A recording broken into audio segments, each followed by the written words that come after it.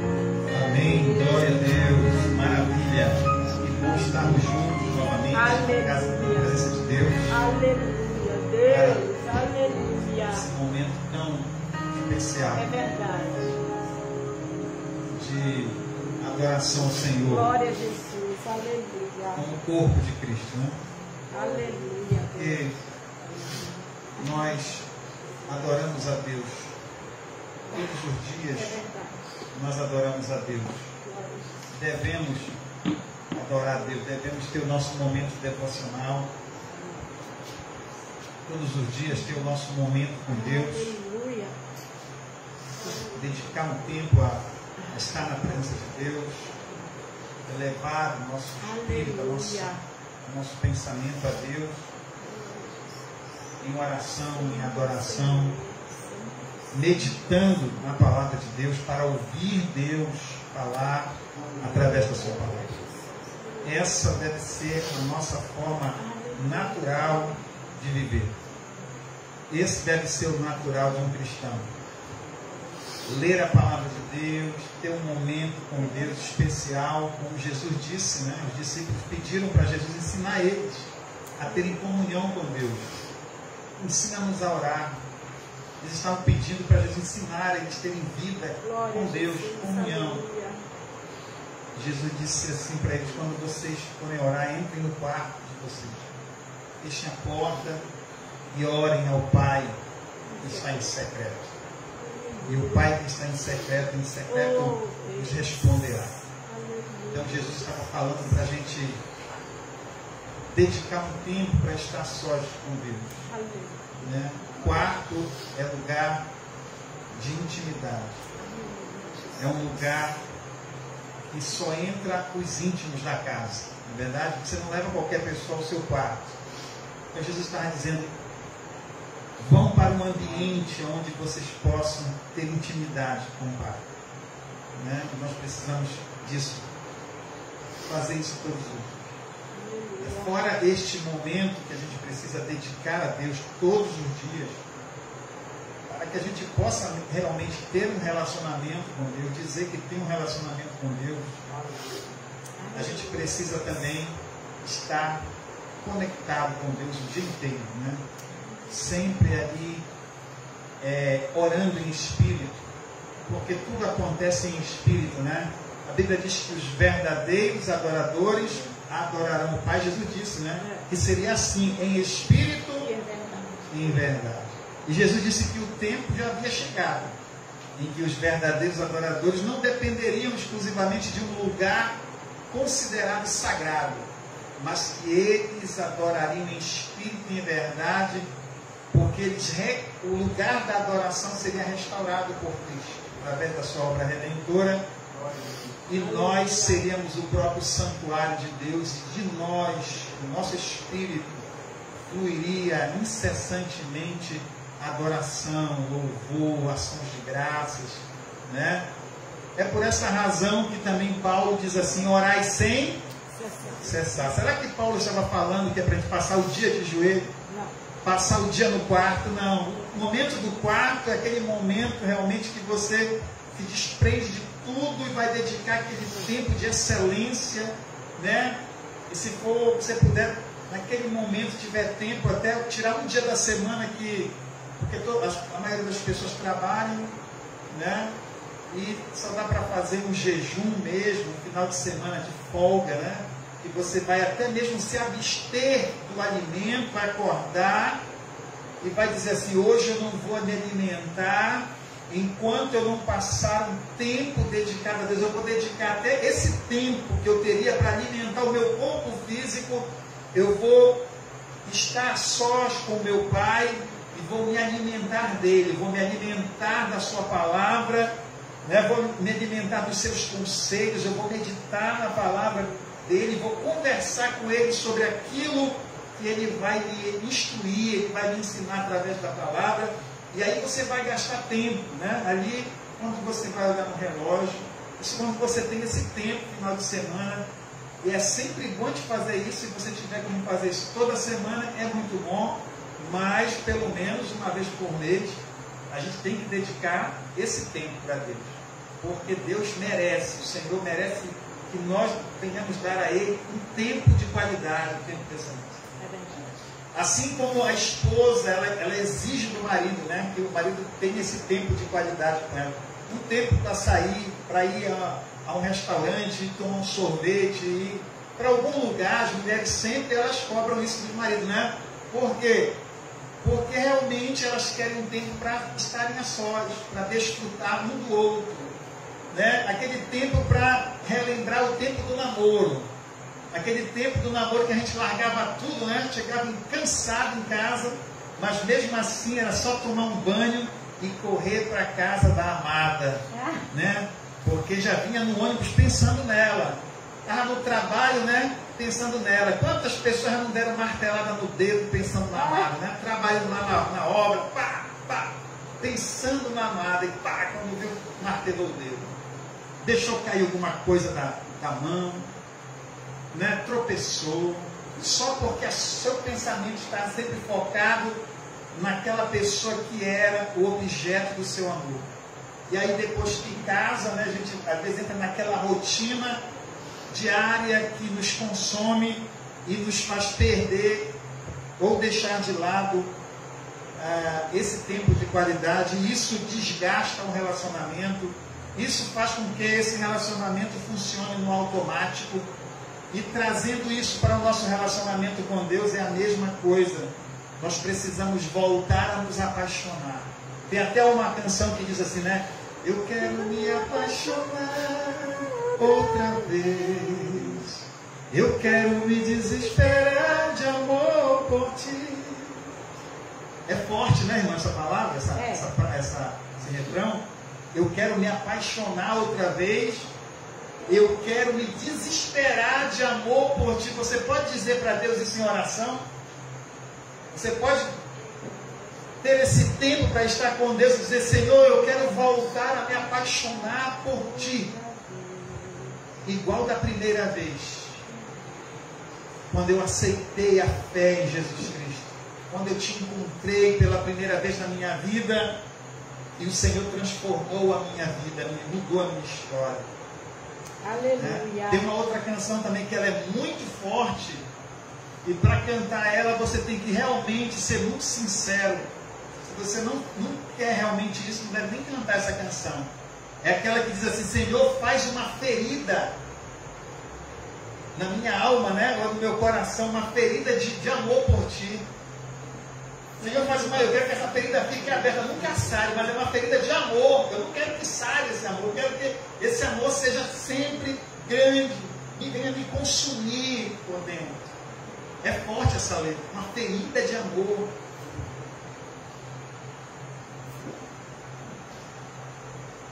Nós temos que buscar desenvolver isso. Se nós não conseguimos ficar nem 30 minutos na presença de Deus, só adorando, só conversando com Ele, só falando da sua grandeza, do seu amor, nós precisamos aprender a desenvolver esse relacionamento. A gente precisa desenvolver. Às vezes a gente diz assim, eu não tenho palavras na oração. A comunicação, ela é para ser desenvolvida. Tem que ser desenvolvida. E a gente não precisa ter um vocabulário rico para falar com Deus, pegar palavras do dicionário. Você pode pegar? Pode. Mas elas têm que ser realmente aquilo que tu está buscando para expressar realmente teu amor. Porque se for só para mostrar uma palavra bonita, porque Deus, Ele sabe. Na verdade, se o que eu estou orando, o que eu estou falando é verdadeiro, ou só é para impressionar. Ninguém consegue impressionar Deus. É por isso que o salmista diz assim, Senhor, Tu me sondas. Ele diz, Senhor, me sondas. Tu me sondas e me conheces. Né? Não, ele diz assim, sonda-me e me conhece. Vê se há em mim algum caminho mau e guia-me pela vereda. Ele está pedindo para Deus sondar ele. Senhor, me examina. examina a minha vida e vê se tem alguma coisa, me diz se tem alguma coisa. O que é isso? Uma intimidade. Às vezes a gente consegue passar muito tempo orando e pedindo e mostrando para Deus onde está doendo, aonde é que está faltando, o que é que a gente está querendo, e geralmente isso para atender necessidades materiais. Mas a adoração também é você dizer: Senhor, me sonda, me examina, porque eu não quero que fique nada na minha vida que atrapalhe o nosso relacionamento. Nada na minha vida que seja ofensivo ao nosso relacionamento, ofensivo à tua santidade, que possa te manter distante de mim. Porque Deus, irmãos, Ele é luz. A Bíblia diz que nele não há trevas nenhuma. Então Deus, Ele não tem relacionamento com pessoas que vivem na prática do pecado. Deus se mantém longe. É possível que o Espírito Santo ele seja extinguido da vida de uma pessoa. É por isso que Paulo diz que a gente não deve extinguir o Espírito. Não é Deus que vai extinguir. Deus não quer tirar de nós o seu Espírito. Mas nós podemos tornar extinta a presença do Espírito Santo por causa do pecado acariciado na nossa vida. Não é que você não cometa erros, você não deslize. Mas é quando o pecado se torna uma prática voluntária, livre, quando alguém perde o temor e o tremor de estar na presença de Deus, perde a comunhão com Deus mesmo, e a presença de Deus, a comunhão com Deus se torna algo banal, uma coisa que tanto faz, tanto fez. O importante é eu ir à igreja e ir lá para a igreja e cantar, ir lá para a igreja, sentar lá para ouvir, ir lá para a igreja pregar a palavra de Deus, fazer aquilo que habitualmente eu costumo fazer, cumprir ali uma obrigação, eu diria religiosa. Eu digo que mesmo que uma pessoa ela não esteja bem na sua vida, ainda assim o melhor está na presença, na casa de Deus, com os santos.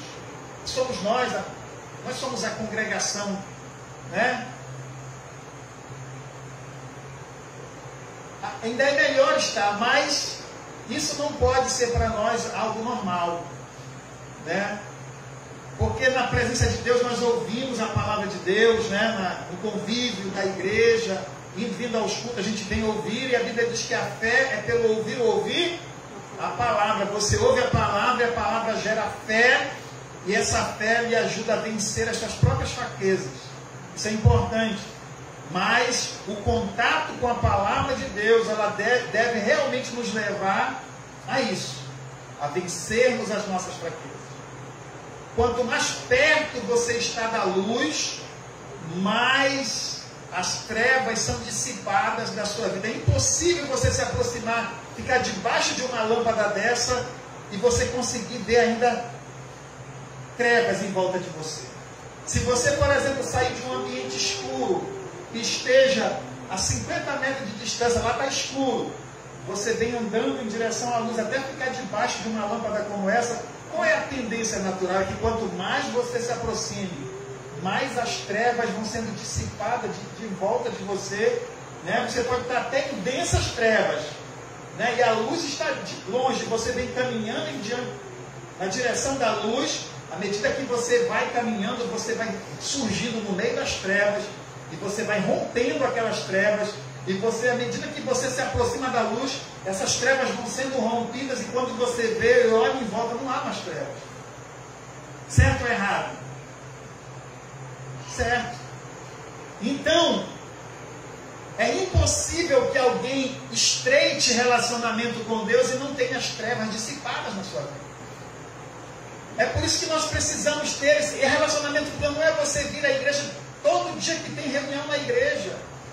Você tem que vir, porque nós temos uma missão a cumprir.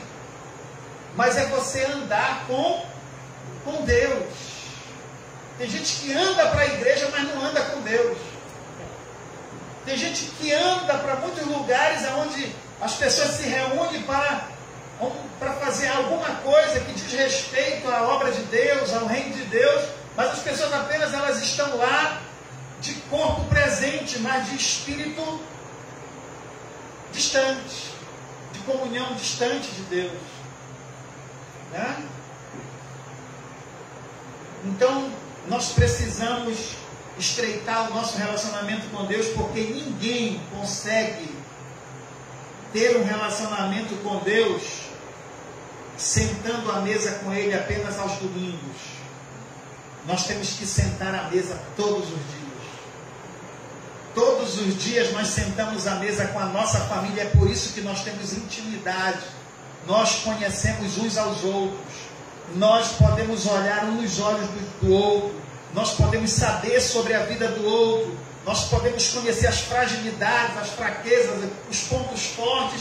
Nós podemos nos ajudar, nos aconselhar. E é assim que acontece quando nós sentamos à mesa com Deus todos os dias para ter relacionamento, para ler a palavra de forma devocional. Nós não temos apenas que ter um devocional diário, nós temos que ter uma vida de devoção a Deus. Porque tem gente também que só quer fazer o devocional e dizer, eu já fiz meu devocional. E a tua vida é de devoção, porque a vida, o devocional é para que a nossa vida se transforme numa vida de devoção. Se o nosso devocional diário, que é aquele momento que você separa, não está transformando a sua vida numa vida de devoção a Deus, então o teu devocional não valeu. Foi apenas uma programação, né? Foi apenas ali algo que você fez para tentar provar alguma coisa para você que realmente não está mudando nada no seu relacionamento com Deus. Uma das coisas que nós adquirimos no nosso relacionamento com Deus, quando nós temos esse hábito de realmente ter a vida de devoção a Deus, é que você ouve a voz de Deus. Nós temos que aprender a ouvir a voz de Deus. Habitualmente, preste atenção, habitualmente Deus fala conosco através da sua. Essa é uma regra. Nós não podemos fugir dessa regra, né? Devemos começar primeiro por aqui, pela palavra, né? Aqui nós temos a nossa regra de fé e prática, através da palavra, né? Porque quando nós estamos lendo a palavra, Deus está falando conosco, isso é fato. A Bíblia diz que, a Bíblia falando, né, sobre ela mesma, a palavra de Deus, dando testemunho de si mesma, a palavra lá em Hebreus diz que a palavra de Deus, ela é viva, olha só, ela tem vida, né? Não são apenas páginas de um livro, alguém que registrou alguma coisa e ficou aqui para a gente ler e ter conhecimento sobre as coisas, fatos que aconteceram lá atrás. Não é apenas para conhecermos as experiências dos homens de Deus, das mulheres de Deus, não. A palavra de Deus, ela é viva porque quando ela fala das experiências que homens e mulheres tiveram com Deus, Deus está nos convidando para ter a mesma experiência com Ele. Quando nós lemos a palavra de Deus, ela é viva, ela se comunica conosco e Deus nos chama. O Espírito Santo nos comove, o Espírito Santo nos sensibiliza, o Espírito Santo, ele comunica-se conosco, nos convidando a ter as mesmas experiências que homens e mulheres de Deus tiveram no passado. Nós somos chamados por Deus a essa experiência, porque através da palavra nós aprendemos que existe um Deus que criou os céus e a terra, e esse Deus se comunica com a sua criação. Esse Deus fala e Ele quer falar, Ele quer se comunicar. Glória a Deus. Eu não posso virar as costas para alguém que está falando comigo, é falta de educação. Já pensou, você está falando com alguém, alguém vira as costas, o que essa pessoa quer dizer para você? Não estou nem aí com o que ele está falando. O que você está me falando não tem importância nenhuma para a minha vida, porque eu não dependo de ti, os teus conselhos, nada que você fale para mim tem alguma importância, porque eu sei conduzir a minha vida, eu não preciso de conselho, não depende de você, eu tenho como me sobreviver, eu tenho como me manter, eu não preciso de ninguém. Você sabia que existem pessoas assim?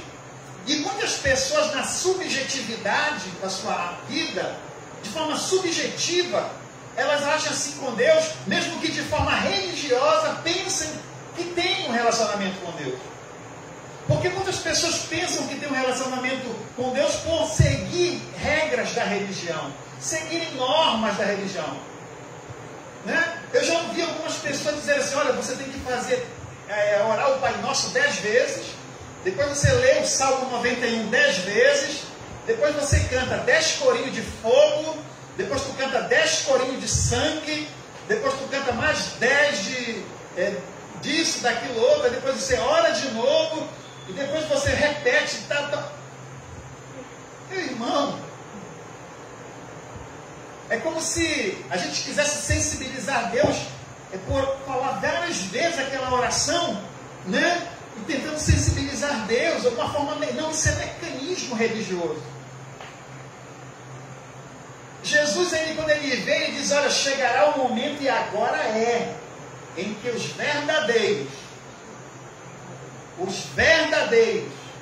adorarão ao Pai em espírito e em verdade. A adoração vai fluir do espírito, de dentro, do íntimo, relacionamento restaurado com Deus, porque relacionamento com Deus começa aqui dentro, não começa da boca aqui, da boca. Não é palavras soltas, palavras que saem da minha mente, tem que vir de dentro. Eu tenho que orar o que o Espírito Santo me inspira. Através do meu relacionamento com Deus, eu sou inspirado a orar o que está no coração de Deus, porque Deus não vai responder a uma oração que é incompatível com a sua vontade, que é incompatível com o seu caráter, que é incompatível com o seu projeto para a minha vida. Ele não quer responder essa oração. Ele pode até nos responder aquilo que nós pedimos, que está relacionado à nossa saúde, coisas materiais, mas isso não é o ponto-chave, isso não é o ápice do relacionamento que Deus quer alcançar conosco. Deus não quer que a gente ande na superfície, nem na periferia. Deus quer que a gente venha para o centro da sua vontade. Aleluia.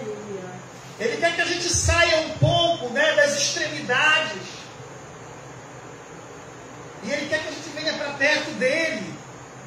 Porque quanto mais a gente satisfaz o ego, mais para a extremidade a gente está indo. Para mais longe de Deus. E o que acontece quando você se aproxima de Deus? Sabe o que acontece? Quando você entende o que Deus quer, Deus começa a revelar para você o seu coração. Ele começa a revelar para você o que está no coração dele. Ele começa a transferir para o teu coração. E ele começa, a partir daí, ele te dá uma missão. Ele te dá uma missão. Você passa a entender que a sua vida nesta terra, nesse relacionamento com Deus, você descobre que a tua vida tem um propósito aqui na terra. E aí você começa a fluir nesse relacionamento e a sua vida passa a ser um instrumento para a glória de Deus. Você se torna a voz de Deus. Você se torna a própria revelação de Deus. A própria encarnação do caráter de Deus na terra.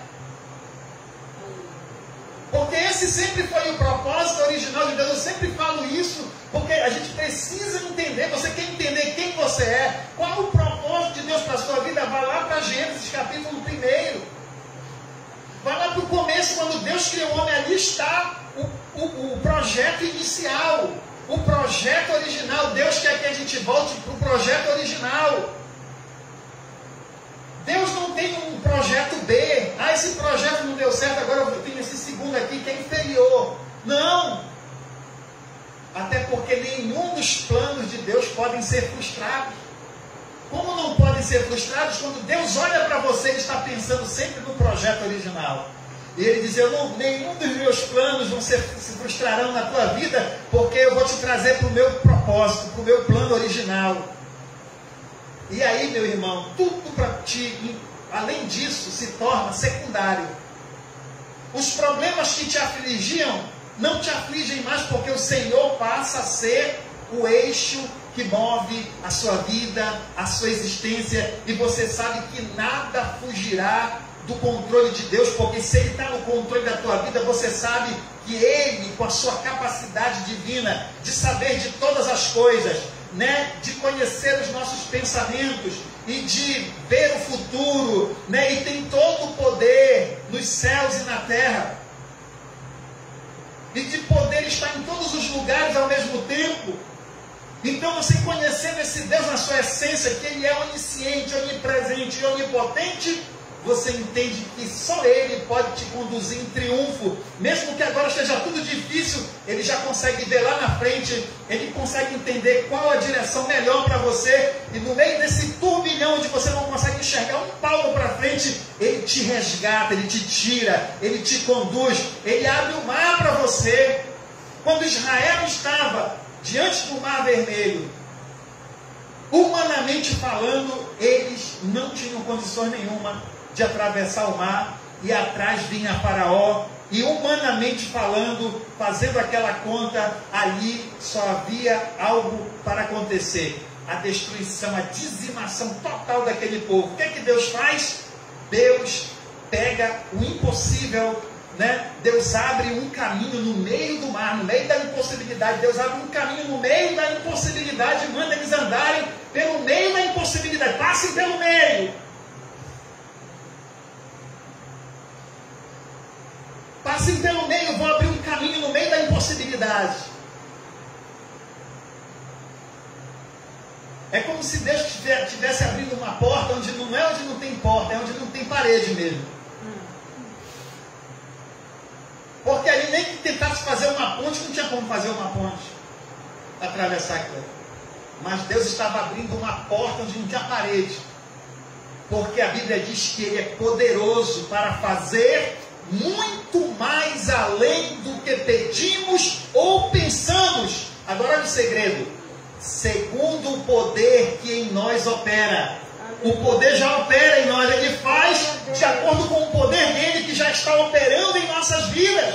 O poder que abre as portas, o poder que nos faz andar no meio das impossibilidades, já opera em nossas vidas. Se chama Espírito Santo de Deus, a própria essência de Deus, uma pessoa da Trindade habita em nós, o Deus do impossível, o Deus Criador. O Deus que a Bíblia diz que Ele traz à existência o que não existe. Esse Deus já habita em nós através do Espírito Santo.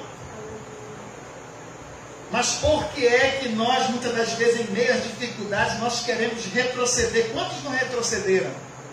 Quantos abandonaram sua fé porque não suportaram as aflições? E abandonaram a sua fé porque não desenvolveram um relacionamento com Deus. Um marido e uma mulher que desenvolvem relacionamento íntimo forte, eles dificilmente vão se separar. Eles vão até ter problemas, eles vão sempre se perdoar. Eles vão sempre se perdoar, eles vão achar uma forma de se perdoar, porque eles se amam. O amor vai ser tão grande que eu vou perdoar, e o outro vai ter que mudar. Não é que o outro vai ficar sempre fazendo coisa errada, não, porque quem faz coisa errada não está amando, não está demonstrando amor, não está tendo respeito. Mas se os dois desenvolverem, chegarem nesse nível juntos, de autoconhecimento, de interconhecimento, né, entre eles, de conhecimento, de intimidade, de amor, eles vão superar, eles vão vencer, porque no final eles vão avaliar que não vale a pena. Não vale a pena começar tudo de novo, depois de uma longa caminhada junto. Muitas coisas passaram juntos. Tem gente que se separa com 50 e poucos anos de idade. Quantos anos você tem? 50? Quantos de casamento? Eu tenho 30 e poucos anos. Meu Deus, mas só agora resolveram fazer isso? Não é verdade? Mas por quê? Porque em algum momento esse relacionamento esfriou. Em algum momento caiu no piloto automático. Em algum momento deixou de haver comunicação. Em algum momento o marido ou a mulher deixou de liberar a palavra de afirmação, de dizer eu te amo, de cativar o coração do outro, de mostrar que o outro é importante. E assim é com Deus. Você precisa mostrar o valor que Ele tem para você. O quanto Deus é importante para você, você não mostra isso num culto de domingo, vindo para o culto de domingo. Domingo é um culto coletivo, tem que ter um culto individual todo dia, tem que ter um culto, a tua vida tem que ser um culto a Deus todo dia.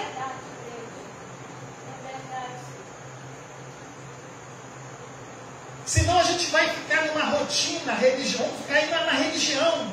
Chega de religião. Eu entendo que os irmãos entendem o que eu estou falando. De que forma eu estou falando isso?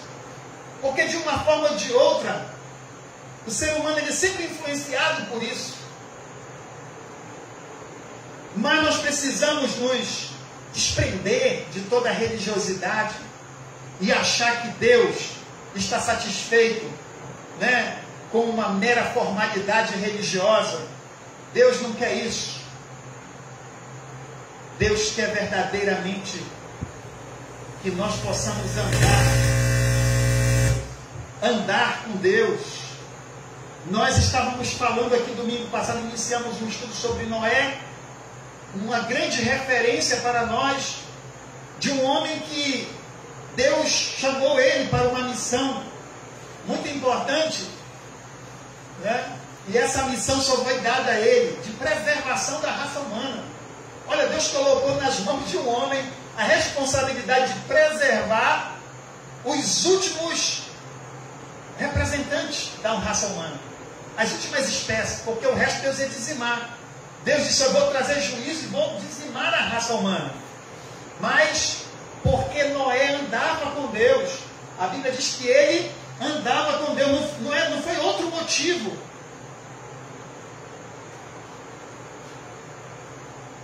Deus só salvou Noé com a sua família porque tinha relacionamento envolvido nisso.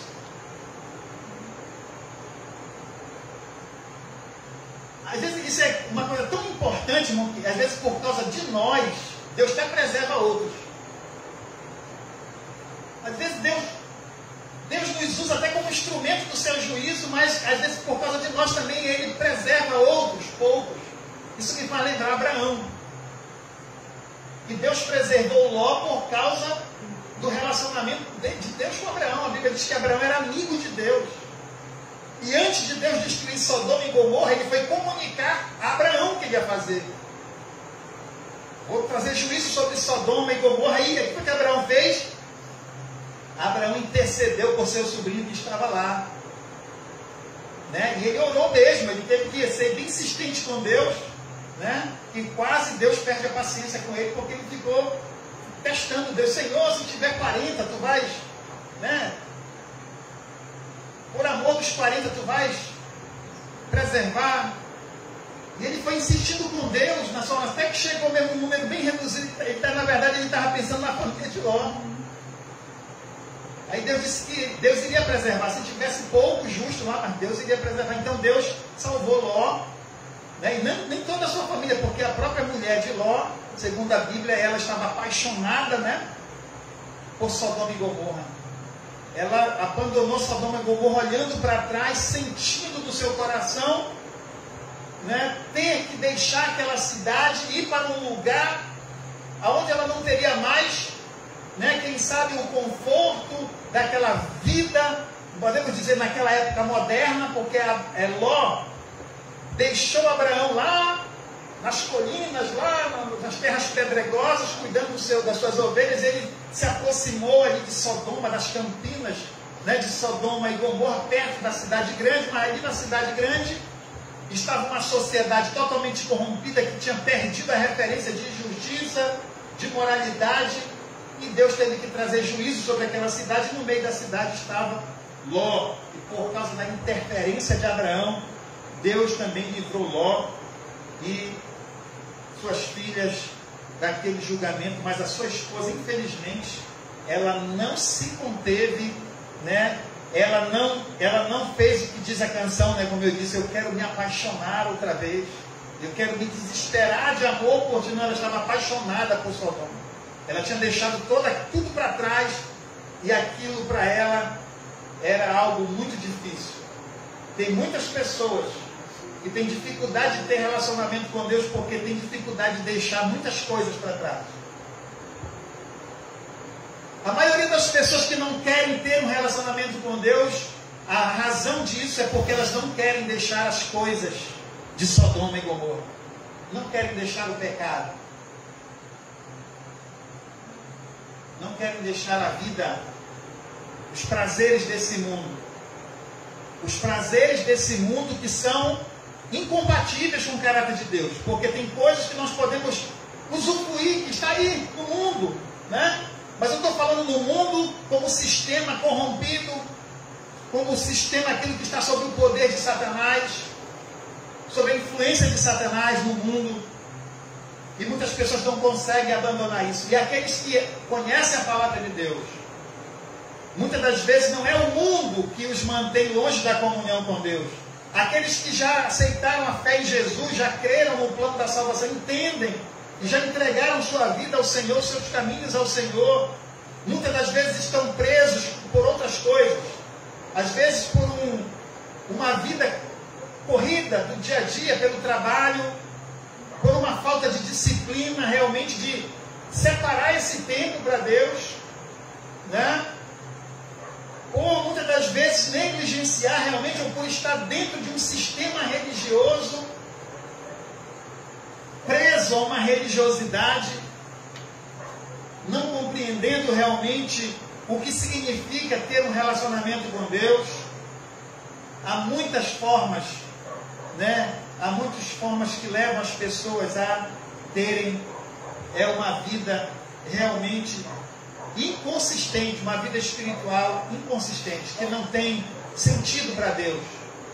A nossa vida espiritual não tem que ter sentido para nós. A nossa vida espiritual tem que ter sentido para Deus. Tem que ser como Deus quer. Às vezes a gente diz assim, não, é do meu jeito, não, eu sou assim mesmo, Deus me entende. Eu faço as minhas orações assim, quando eu quero. Não é assim. No Antigo Testamento, Deus ensinou de uma forma prática para que no Novo, quando Jesus viesse e restaurasse o nosso relacionamento com Deus, tudo aquilo que foi dado como exemplo no Antigo Testamento fosse transferido para o Novo, como uma prática de vida nessa nova dimensão que Jesus dá ao nosso relacionamento com Deus. Como era no Antigo Testamento? O fogo do altar tinha que ser mantido aceso. Era a responsabilidade do sacerdote manter sempre a lenha acesa no altar. Quem acendeu o fogo pela primeira vez foi Deus. Quando eles inauguraram o templo, o tabernáculo, Deus acendeu o fogo do altar.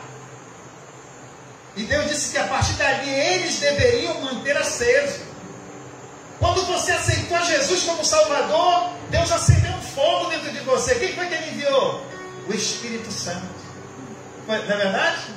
Lá em Pentecoste, o povo estava lá, Jesus tinha morrido, mas ele disse, mas o fogo tem que descer, o fogo tem que ser aceso, porque o relacionamento de vocês com o Pai tem que acontecer diariamente. Vocês não vão conseguir sozinhos, se o fogo não for aceso, vocês não vão poder ter relacionamento. Não há relacionamento com Deus sem a presença do Espírito Santo. Por isso, o Espírito Santo foi enviado. A Bíblia diz, porque seus filhos, Deus enviou aos vossos corações o Espírito de seu Filho, que clama, Abba, Pai. O Espírito Santo habita em nós para termos relacionamento com Deus. E esse relacionamento tem que ser tão verdadeiro, tão íntimo, tão real, ao ponto de eu chamar Deus de Pai. Para os judeus era ofensivo chamar Deus de Pai.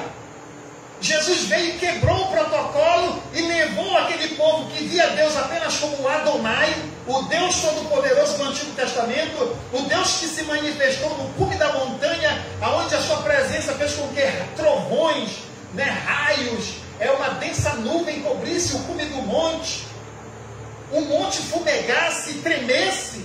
Aquilo gerou espanto no Antigo Testamento. O povo não queria se aproximar do monte, lá onde a presença de Deus estava. Quando Moisés desceu do monte, diz a Bíblia que a sua face resplandecia, e quando Moisés se apresentou diante do povo, o povo recuou e não queria nem olhar para Moisés, se espantaram de ver a glória de Deus visível na face de Moisés.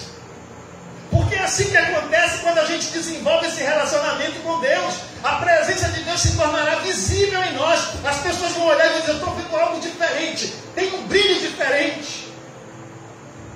É difícil não perceber. Quando você tem comunhão com Deus, é perceptível a presença de Deus. Porque quando você tem comunhão com Deus, Deus transforma teu linguajar, Deus transforma teu falar, Deus transforma os teus relacionamentos, Deus te dá um espírito manso se você é bravo. Tem gente brava.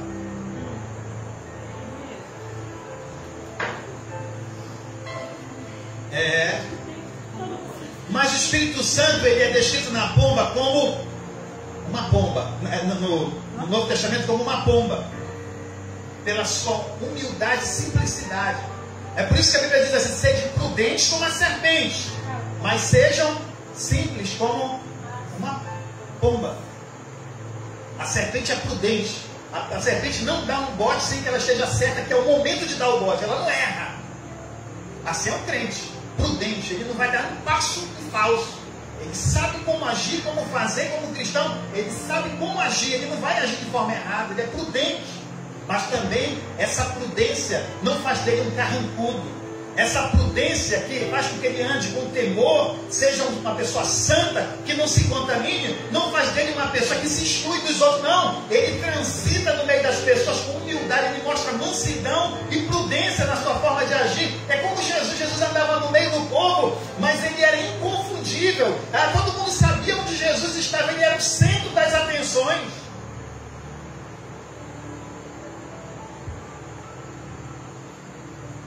E por isso Jesus disse: aprendei de mim que sou manso e humilde de coração. Quem anda com Jesus aprende a ser como ele, manso. Porque ele diz assim: aprendei de mim que sou manso e humilde de coração. Então, se você tem comunhão com Jesus, você marca um encontro com ele todo dia, a tendência é você ficar mais manso e humilde de coração. Tem gente que diz: não, eu sou assim, eu nasci assim, vou morrer assim, se quiser me aturar, que me ature, mas eu sou assim mesmo, eu sou ignorante. Eu sou ignorante. Eu sou ignorante mesmo. Bruto. Sou bruto. Nada que um relacionamento com Deus não mude isso. É verdade. É verdade? Porque quando a pessoa diz: eu sou assim mesmo, está muito cheio dele, não de Jesus. A Bíblia diz que Noé andava com Deus, e diz o texto que ele era íntegro. Ele era um homem íntegro. Sabe o que significa íntegro? Deus olhou para aquela comunidade, sociedade daquela época, só viu Noé como uma referência. Ele não via justiça mais ninguém. Justiça de Deus, integridade. Mas Noé era íntegro, reto, íntegro. Sabe o que é íntegro? Significa completo. É alguém completo. Significa completo, completamente preenchido. Eu peguei isso lá no dicionário. Íntegro é completo, completamente preenchido. Aí depois que diz isso, diz logo em seguida no versículo que Noé, versículo 9 do capítulo 6, que Noé andava com Deus. Olha como diz o capítulo 6, versículo 9. Estas são as gerações de Noé. Noé era varão justo e reto. Na outra tradição diz que ele era íntegro. Justo e reto em suas gerações. Noé era justo e reto nas suas gerações. Noé se comunicava com várias gerações, mas nenhuma geração daquela contaminou Noé. Porque ele se mantinha justo e íntegro, justo e reto. Ele já estava completo, ele já estava preenchido, ele estava preenchido de Deus, porque ele andava com Deus. Olha o versículo seguinte, diz, continuação do versículo: justo e reto em suas gerações. Noé andava com Deus, e gerou Noé 3 filhos, Sem, Cã e Jafé. Então o texto da nova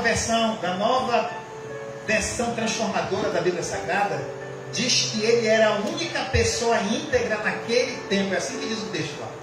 Quando diz que ele era justo e reto nas suas gerações, é que ele era o único íntegro naquele tempo. E essa palavra íntegro significa completo e completamente preenchido. Então significa dizer o seguinte, que o andar de Noé com Deus foi uma experiência que o levou a ser completamente preenchido por Deus. Esse andar com Deus, essa comunhão que Noé tinha, o que ele recebeu dos seus ancestrais, ele não esqueceu. Ele guardou e praticou e viveu, levou isso para o lado prático da vida. Transformou teoria em prática. Você pode passar a vida toda andando para a igreja e a Bíblia se tornar apenas uma exposição teórica das Escrituras. Apenas uma teoria. Se não se transformar em prática, isso não vai desenvolver relacionamento com Deus. E isso não irá transferir nada de Deus para você, para preencher você. Continuará mantendo você cheio de você mesmo. Porque o nosso relacionamento com Deus, o desejo de Deus no nosso relacionamento com Ele, é tirar, nos esvaziar, para que Ele possa ocupar o lugar que é dele em todas as áreas da nossa vida. O ego tem que ser esvaziado, para que Deus ocupe o lugar que é de direito dele. E por isso Noé era íntegro. A integridade de Noé estava ligada à justiça e à retidão de Noé. A sua integridade estava ligada ao andar com Deus. Quem anda com Deus se torna justo e íntegro. Quem anda com Deus se torna justo e reto na presença de Deus. Então é impossível alguém andar com Deus e continuar sendo a mesma pessoa. Esse evangelho que estão pregando por aí, que Deus me aceita de qualquer jeito, e eu vou ficar assim para sempre. E no final Deus tem que me salvar porque Ele é amor. Isso não tem nada, isso não coaduna com a realidade de quem é Deus e do relacionamento que nós podemos ter com Ele. Quando nós falamos isso, nós estamos falando que o nosso relacionamento com Deus não é capaz de mudar a nossa vida.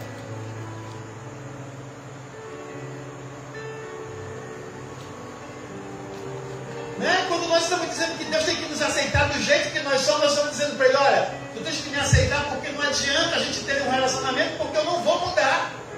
Porque eu não quero mudar. É isso que nós estamos dizendo, eu não quero mudar, eu quero te servir do meu jeito e tu tens que me aceitar do jeito que eu sou. Nós estamos trocando os papéis. Nós estamos dizendo que nós queremos ser Deus e que Deus tem que fazer a nossa vontade.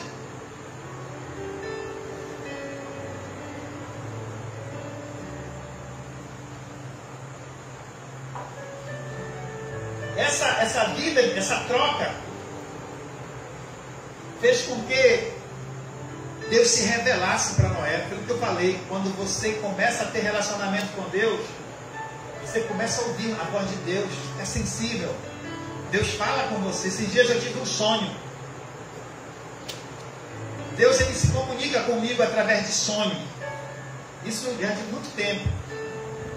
Deus me faz perceber a batalha espiritual quando nós estamos envolvidos com alguma coisa, cuidando de pessoas, envolvidos com alguma coisa onde estamos dedicando mais tempo, investindo oração por alguém, numa luta com alguém, aconselhando para que evite um problema, um divórcio, aconselhando alguém que estava lá no mundão mesmo, atolado no pecado, e ajudando essa pessoa a se afastar do pecado, aconselhando, ajudando mesmo. A gente sente o baque do mundo espiritual. Isso é uma realidade. E Deus, Ele nos faz perceber isso. Quantas vezes, inúmeras vezes, sempre acontece isso. Eu estar dormindo e Deus me mostrar a batalha espiritual. Esses dias agora eu estava dormindo na minha cama e eu senti o mosquiteiro empurrando assim. Entendeu? Eu sempre é assim, eu estou deitado na rede, a rede sacode assim. Aquela presença que a gente sente assim, do mal, querendo ali te afligir, querendo te colocar medo. E ali você começa a repreender. E muitas vezes quando isso acontece, eu ouço a minha esposa orando do meu lado, eu tenho controle. Sabe quando você está de olho fechado e sabe o que está acontecendo, você está vendo tudo aquilo. Se você abrir o olho assim, aquilo apaga, volta tudo ao normal, mas você ficar percebendo tudo, é assim que acontece. Quando eu comecei a ter esse tipo de discernimento, a minha esposa me acordava, eu acordava. Uma vez que aconteceu isso, ela me acordou, né? Eu disse, não me acorde mais. eu estava ouvindo você orar por mim. Não me acorde. Eu sei o que está acontecendo, eu estou em batalha espiritual, estou vendo alguma coisa, estou orando, estou repreendendo. Aí ela só faz orar comigo. E eu fico ouvindo ela orar aqui, eu estou vendo aquilo, estou percebendo aquilo, ela vê minha voz embaçada assim, e eu, sabe, até que na hora eu consigo soltar a voz e repreender, e aquilo desaparece. Entendeu? Então isso já aconteceu inúmeras vezes.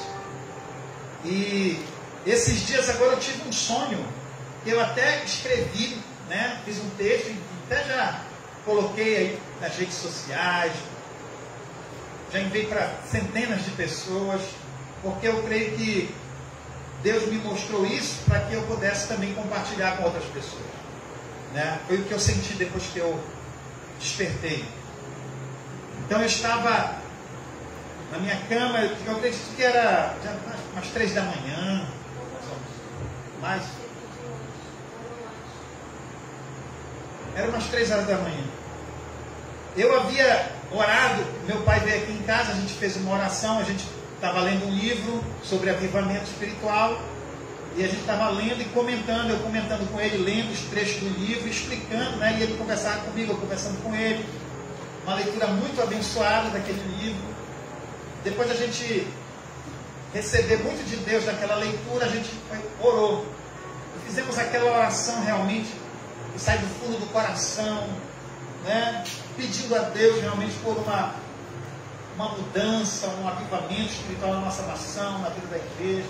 Pedindo que Deus abrisse os nossos olhos espirituais, para que pudéssemos enxergar a realidade do mundo espiritual, entender as necessidades que nos cercam pelo ponto de vista, pela visão espiritual, não apenas humana. Foi assim que nós oramos, pedindo a Deus para que nós pudéssemos ter uma oração para atender a necessidade espiritual, para que pudéssemos ter uma palavra então revelada e pudéssemos trazer uma palavra que atendesse as necessidades realmente espirituais. E nessa noite nós oramos, não sei se meu pai lembra, eu disse: Senhor, esta noite eu quero te peço que seja uma noite de revelação, abre os nossos olhos, né? Nos revela o mundo espiritual, nos revela o que vai acontecer, o que está por acontecer, nos revela. Não foi assim que Deus fez para Noé? A Bíblia diz que Deus estava trazendo juízo, ele avisou Noé: constrói para ti uma arca, porque eu vou trazer juízo sobre a terra, eu vou salvar você e sua família, constrói a arca. E aí eu fui dormir, depois a gente foi embora, a gente orou, foi embora, e eu, quando fui dormir, orei de novo e pedi isso para Deus: Senhor, me mostra alguma coisa, me revela, Senhor, o que está por acontecer, para que eu possa então pregar, falar sobre essas coisas. Eu sei que Jesus está voltando, né? Mas a gente está vivendo esses dias, né? Guerra, tantas coisas. Senhor, o que está por acontecer? E aí eu sonhei, não sei dizer se foi um sonho, acho que não foi um sonho, foi a voz que eu ouvi, porque eu não via nada. Estava dormindo e só escutei uma mulher, a voz de uma mulher, como se estivesse falando, né, em línguas, né, e falava em português como se fosse a interpretação daquilo com autoridade, dizendo: a trombeta já vai tocar. E falava em línguas e dizia: a trombeta já vai tocar. Falava em língua de novo e falava com autoridade: a trombeta já vai tocar. E naquela hora assim, eu senti uma coisa assim no meu corpo, não sei, o meu corpo parece que estava tomando uma forma assim, parece que estava se estufando assim, sabe, uma coisa se estranha no meu corpo. E para mim estava acontecendo o arrebatamento. Para mim o anjo estava me chamando, estava me acordando, dizendo: olha, a trombeta já vai tocar, te acorda. Deus estava me revelando aquilo, e eu fiquei assim. Quando eu me acordei, eu olhei para o lado, e no sonho eu queria também acordar, despertar daquilo para chamar a Nelma, para acordar, para ver a Nelma, olhar do meu lado, se essa Nelma estar do meu lado, alguma coisa assim, né? Será que Jesus está voltando mesmo agora, né? Aí acordei, ela estava dormindo, né? Acho que eu não fiz barulho, né? Ela estava dormindo bastante, né? E aí eu acordei e falei para ela o que estava acontecendo, né? Então eu creio que isso foi uma palavra de despertamento, né? Deus falou isso ao meu coração, a mim, né? Que a trombeta já vai tocar e nós precisamos despertar. Deus falou isso para mim, para eu ficar guardado para mim? Não! para dizer para nós que nós precisamos estreitar nosso relacionamento com Deus. Nós precisamos, nesses últimos dias que nos restam nessa terra, nos aproximar mais de Deus, nos tornar mais amigos de Deus, andar mais com Deus, fazer o que Deus quer que façamos. Sabe, naquele momento me deu vontade de gastar mais tempo nas ruas, pregando o Evangelho, de não fazer isso apenas algumas vezes no mês, ou uma vez no mês, mas toda semana tem que ir para a rua, gente, pregar o Evangelho, sabe, dizer para as pessoas, porque as pessoas aí fora, elas não sabem, muitos não sabem disso, ignoram isso, né? Nós vivemos um mundo que ignora os avisos de Deus. Noé não ignorou quando Deus disse, eu vou trazer dilúvio, ele foi construir a arca. Deus está dizendo que Jesus está voltando, a palavra está dizendo, né? Mas as pessoas não leem Bíblia, é nós que temos que dizer para o mundo. Porque as pessoas, elas sabem de tudo da vida dos outros, elas sabem tudo que está acontecendo lá na fazenda, no Big Brother, elas sabem tudo. Elas passam horas, até de madrugada para saber o que é que vai acontecer. Mas elas são incapazes de ler a Bíblia para saber o que está acontecendo, o que já está acontecendo. Jesus até chamou a atenção dos fariseus, daqueles que perseguiam ele, dizendo, olha, vocês sabem o que, quando vai chover, porque quando vocês olham para o céu, vocês conseguem saber se vai chover ou não. Vocês sabem quando plantar e quando colher, mas vocês não compreendem os sinais de Deus. Vocês não compreendem os sinais que apontam para esse tempo. Eles estavam vivendo o momento profético mais importante da história, eles não estavam vendo. As profecias que eles aguardavam para que se cumprissem estavam diante deles. Jesus era uma profecia em carne e osso diante deles, porque eles estavam aguardando o Messias. O Messias passou entre eles e eles ainda o crucificaram na cruz e não viram o Messias.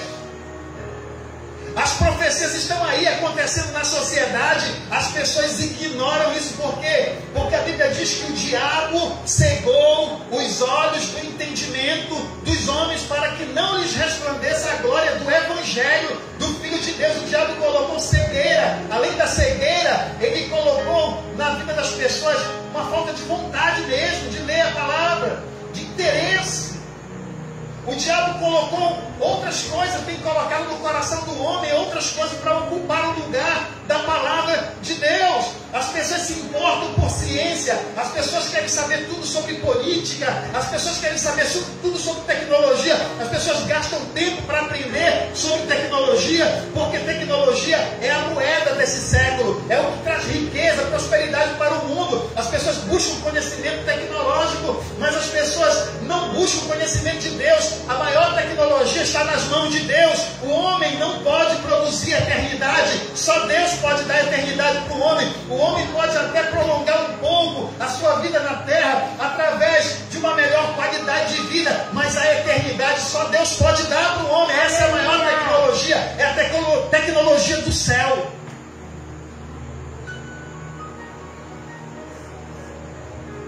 E sabia aqui nesse livro,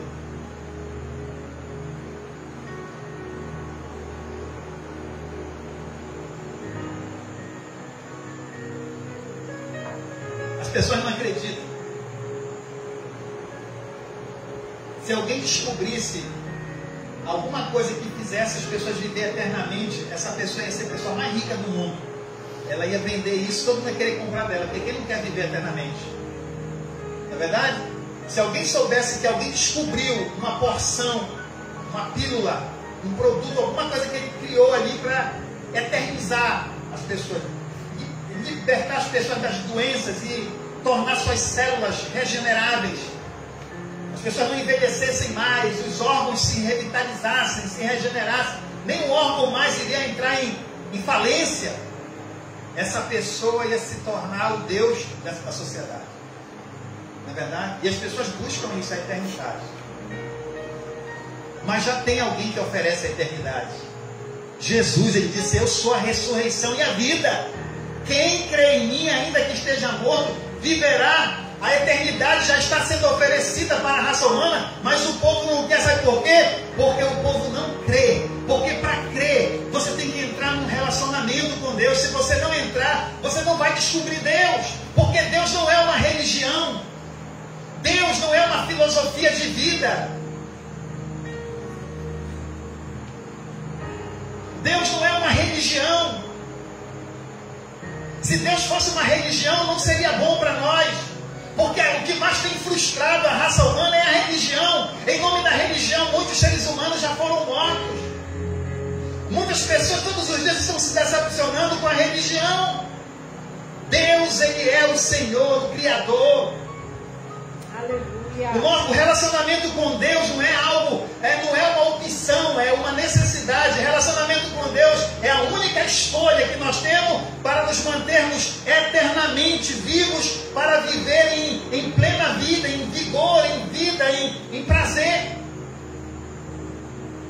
O ser humano ele é tão ignorante que ele não sabe, ele é tão desconhecedor das coisas de Deus, que ele nem sabe que a existência humana ela será sempre eterna. Esses dias eu ouvi uma coisa de uma pessoa que estava falando de ciência, e ele falou uma coisa que eu achei bem interessante, que ele disse, essa pessoa disse que a matéria também é eterna, porque mesmo que a matéria vire pó, ela vai ficar lá na sua parte mais fragmentada, vai virar pó e vai ficar lá o pó, vai ser eternamente aquilo. E é verdade, até a matéria é eterna, porque mesmo que esse corpo venha se decompor, ele vai continuar existindo em partículas menores, fragmentadas, né? Mas dentro desse corpo, Deus soprou algo que ainda é muito mais excelente, que é o espírito e a alma. E além disso, Deus promete trazer esse homem que está no pó, a vida, a sua integridade física novamente, para que volte a ser na sua forma física, espiritual, né? E na sua forma psíquica, né? da alma, novamente um ser, para que possa viver a eternidade. Porém, a Bíblia diz que essa eternidade será com Deus ou sem Deus. Com Deus para aqueles que creem em Jesus, com Deus para aqueles que não ignoram Deus, com Deus para aqueles que acreditam que Deus está acima da ciência, com Deus para aqueles que acreditam que o universo não é obra do acaso, mas é obra de um Criador. Sem Deus para aqueles que ignoram a Deus e acreditam que a ciência é Deus. Sem Deus para aqueles que acreditam no seu próprio ego e não acreditam em Deus. Sem Deus para aqueles que preferem ficar com seus achismos e ignoram Deus. Vamos ficar em pé em nome de Jesus. É o nosso relacionamento com Deus que vai determinar qual será o nosso futuro, querido. Não é o fato de você vir ao culto todo domingo. Não, é relacionamento com Deus. Aleluia, é verdade. Precisamos buscar esse relacionamento com Deus. É momento de estreitarmos nosso relacionamento com Deus. Eu quero falar com você que nos acompanhou nessa live, né? Você que está assistindo aí pelo Facebook. Esse é um momento de relacionamento com Deus. Talvez você nunca tenha sentido necessidade disso, mas Deus te trouxe aqui para ouvir esta palavra, te colocou aí onde você está, para você entender que chegou o momento de você deixar de querer viver a vida só para você, e você parar para reconhecer que você tem um Criador. E se você já acredita num Criador, você precisa deixar de lado os seus próprios pensamentos humanos e entender que esse Criador, que foi capaz de criar todas as coisas, também foi capaz de criar uma vida de relacionamento com Ele. É uma coisa até que desconexa, né? Você acreditar num Criador e não acreditar que Ele te criou para um relacionamento com Ele. Se Ele foi capaz de criar alguém tão complexo, olhando do ponto de vista humano, um ser humano tão complexo, que diante de tudo que já foi estudado sobre esse homem, pelo próprio homem, ainda ele é um mistério, né? Só o cérebro humano, né, é um grande mistério ainda para a ciência. Como as coisas funcionam aqui no cérebro. E é um mistério por quê? Porque o nosso cérebro está conectado à nossa alma. E isso é espiritual. E o nosso espírito também se comunica com o nosso cérebro através da nossa alma. Então, se Deus foi capaz de criar um homem de uma forma tão complexa, onde esse próprio homem ele não consegue explicar esse mecanismo biológico, como funciona, isso mostra a grandeza desse Deus. Por que ignorar que esse mesmo Deus tenha criado um homem tão capaz e tenha criado um homem incapaz de se relacionar com ele mesmo, com o Criador? Se ele criou esse homem tão complexo, claro que ele criou esse homem tão complexo para se relacionar com aquele que o criou com toda essa complexidade, né? Mas o homem tem usado essa sua capacidade humana de pensar, que se torna nesse momento que ele pensa assim, irracional, ele tem usado para ignorar essa necessidade. Mas Deus nunca deixa o homem sem conhecer essas verdades, e esta verdade chega até você hoje, para que quando chegar o momento do encontro com Deus, você não seja tomado por inocente ou por incapaz.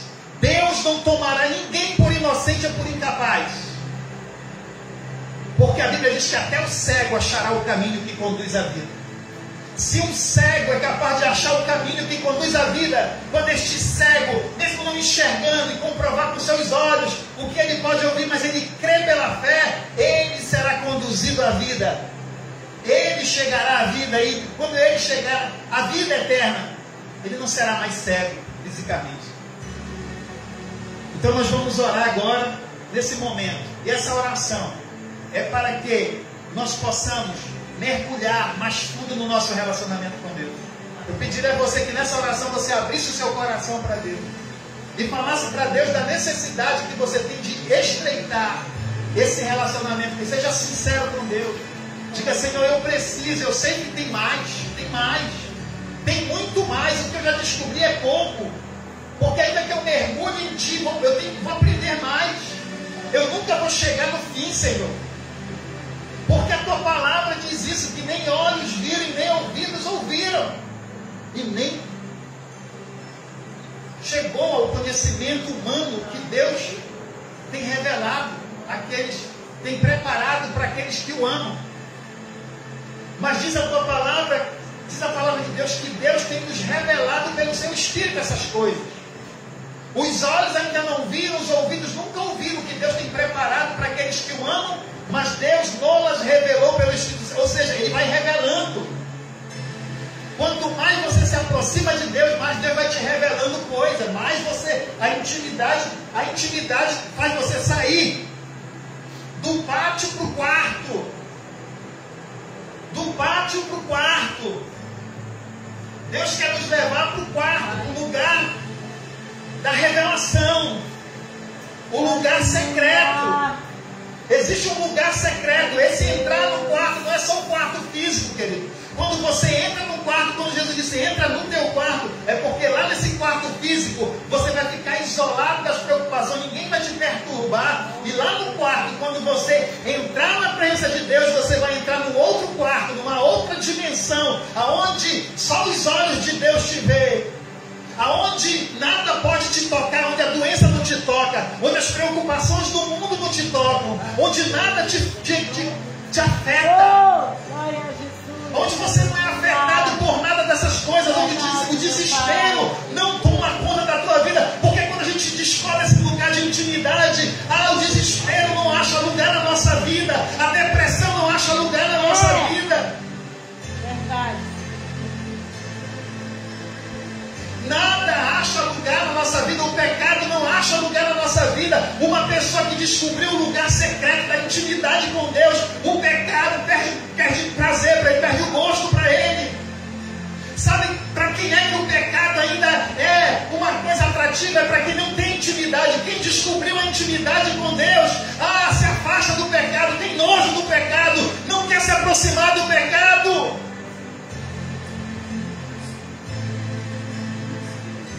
Sabe por que uma pessoa, quando ela usa uma droga, ela quer usar uma mais forte? É porque aquela que ela estava usando já não dá mais a sensação de prazer que ela tinha. Ela precisa se aplicar uma mais forte. E quando ela conhece outras drogas que lhe causam outras alucinações, que lhe levam para outras vibes, como se diz por aí, é uma outra vibe. Aí ele usa outra droga porque o ser humano ele quer se sentir assim, ele quer sentir adrenalina, ele quer sentir emoção, ele quer se sentir assim, de uma forma que ele seja levado a atingir um êxtase na vida. Sabe o que acontece quando a gente descobre a intimidade com Deus? Você descobre aquilo que te dá mais prazer na vida, e quando você descobre aquilo que te dá mais prazer na vida, você não vai querer aquilo que te dá menos prazer do que aquilo que você está te dando mais prazer. Então, quando você descobre a intimidade com Deus, a droga deixa de ser um prazer para você, a bebida deixa de ser um prazer para você, a vida de prostituição deixa de ser um prazer para você, a corrupção deixa de ser um prazer para você, tirar e levar vantagem sobre as coisas deixa de ser um prazer para você, mentir deixa de ser um prazer para você, enganar deixa de ser um prazer para você, desejar o mal para o outro deixa de ser um prazer para você. A ambição pelas coisas desse mundo, sem controle, deixa de ser um prazer para você. Por quê? Porque agora acontece aquilo que o salmista experimentou e disse: porque agora o meu prazer está na lei do Senhor, e na sua lei agora eu quero meditar de dia e de noite. Porque é assim que é o justo. Ele é como uma árvore plantada junto a ribeiro de água, sempre está ali com as suas raízes recebendo o frescor daquele rio que passa bem perto. E a Bíblia diz que esta árvore que está plantada junto a esse ribeiro, ela é frutífera o ano inteiro, ela dá fruto todo ano. É assim que é uma pessoa que está plantada junto aos rios de Deus, alguém que se alimenta de Deus, alguém que recebe de Deus na sua vida, é frutífero.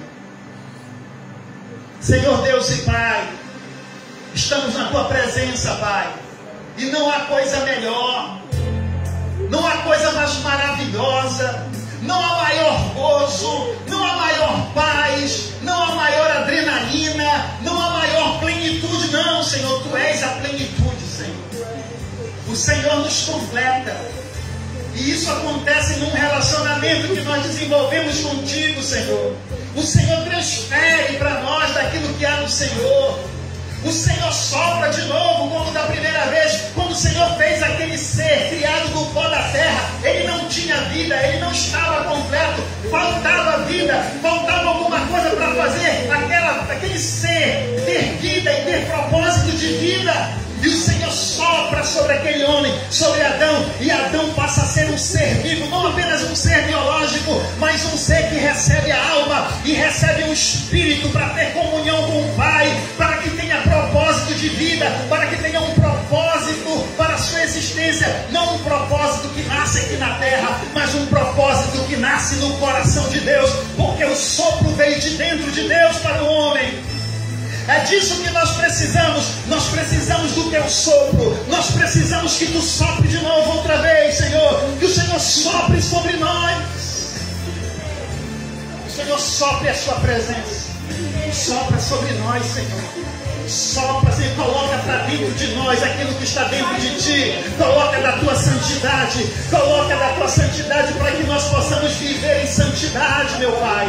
Coloca a santidade para que esse mundo se torne para nós, Senhor amado, sem sentido, para que nós possamos perder todo o prazer e interesse pelas coisas pecaminosas desse mundo. Coloca em nós a Tua santidade, para que nós possamos, Deus, ter um padrão para viver, não desse mundo, mas um padrão que vem de Ti para nós.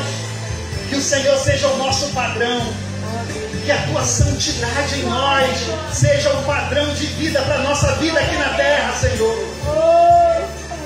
Que o Teu caráter seja um modelo de vida para nós, e isso vem através do Teu sopro, isso vem através de um relacionamento contigo, Senhor, onde o Senhor desfaz toda a estrutura que foi construída em nossa vida ao longo da nossa trajetória, na história da nossa vida, na internalização de valores das culturas desse mundo. O Senhor vai desfazendo, vai tirando, vai arrancando, e à medida que o Senhor vai tirando, o Senhor vai colocando do seu caráter, o Senhor vai colocando da sua santidade, o Senhor vai nos preenchendo, o Senhor vai nos tornando íntegros, completos, completamente cheios da sua essência divina, para que voltemos a ser aquilo que o Senhor nos predestinou para sermos, conforme a sua imagem e semelhança. Essa é a nossa missão, essa é a nossa missão, é o nosso desejo, ser a Tua imagem, ser a Tua semelhança, leva a este nível, Senhor. Coloca paixão dentro de nós. Coloca um fogo ardendo e queimando dentro de nós, de amor por Ti.